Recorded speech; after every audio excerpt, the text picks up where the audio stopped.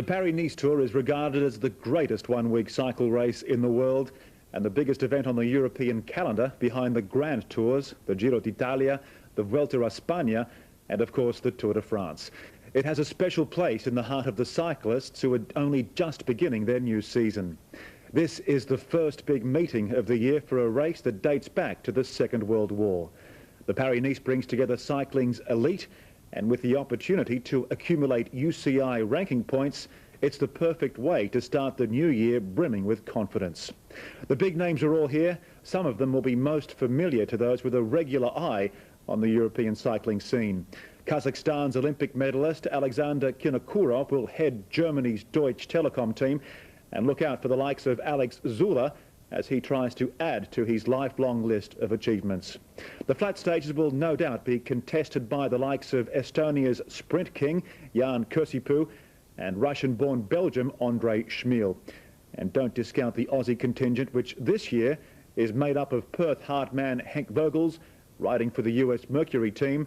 Adelaide's Patrick Jonker will wear the colours of Big Matt, and of course Stuart O'Grady will try to make an impression in the early stages for Credit Agricole. You'll see some great racing and of course the beautiful countryside that France has to offer in the 2001 Paris-Nice Cycle Tour. As we join the highlights, your commentator is Mike Smith. Welcome to Paris-Nice 2001. This great race begun in 1933 and only interrupted by the Second World War. First won on that occasion by a Belgian, much to the annoyance of the French.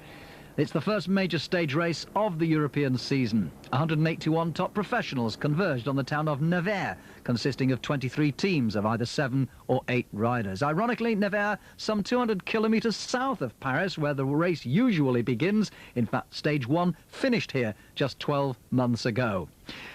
There's a little look at the first stage, which is a prologue time trial, riders setting off individually at 1-minute intervals over a 6.2 kilometre course. Quite a little bit of a hill, as you see from the prologue, in the middle of the course there, but eventually a nice fast descent down into the town centre to end this first appearance of these professionals in this race in Nevers.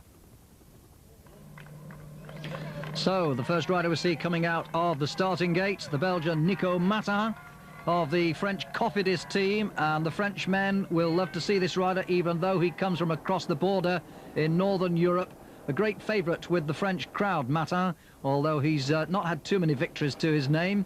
Further up the road, Follon-Prade, another Frenchman, coming to the finish line after his 6.2 kilometres with a pretty good time to begin with, and setting a good standard for the rest to follow. 7 minutes and 57 seconds for 6.2 kilometres. Not a bad opener for the man who rides for the Festina team. Well, here comes Matin, coming round the last little corner towards the finish. The road looking a little bit greasy too after some early morning rain, and Matin is easily going to beat Brade's time to go top of the pile, and that'll give the French something to cheer about. They love this Cofidis team.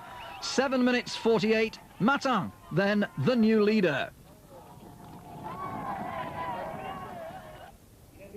On the starting ramp, the American Bobby Julich, riding for the French outfit, the Credit Agricole team. Julich, a former third-placed finisher in the Tour de France, the world's biggest bike race, seeking to find a little bit more form after a fairly bleak year 2000. Is this to be Julich's comeback year? Well, a sudden problem for the American, and Julich puts his hand up for service. It's a front wheel puncture, the last thing you need in an individual prologue time trial.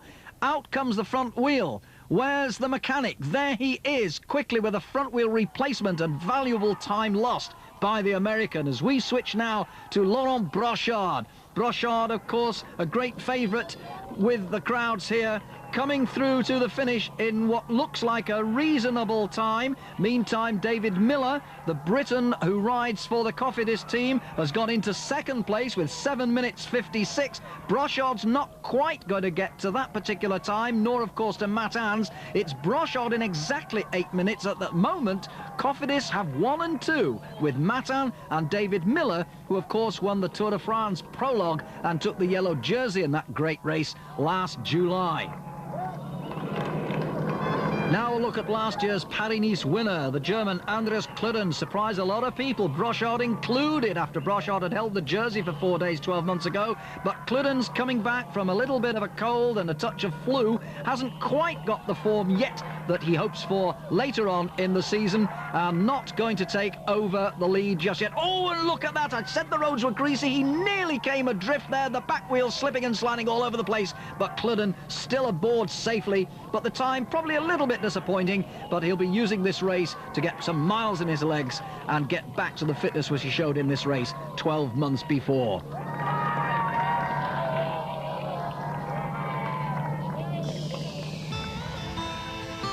So at the end of the day, the Cofidis team were all smiles. Nico Matin top of the pile with his British teammate David Miller in second place, just 8 seconds slower. Brad hanging on to third place and Matin delighted. He said, I left the hotel this morning, I just had 5 kilometers to go to reach the start of the race and I could already feel my legs were good. When I was at the start of the prologue, I went to the team's camping car and I told everyone I thought it was my day today.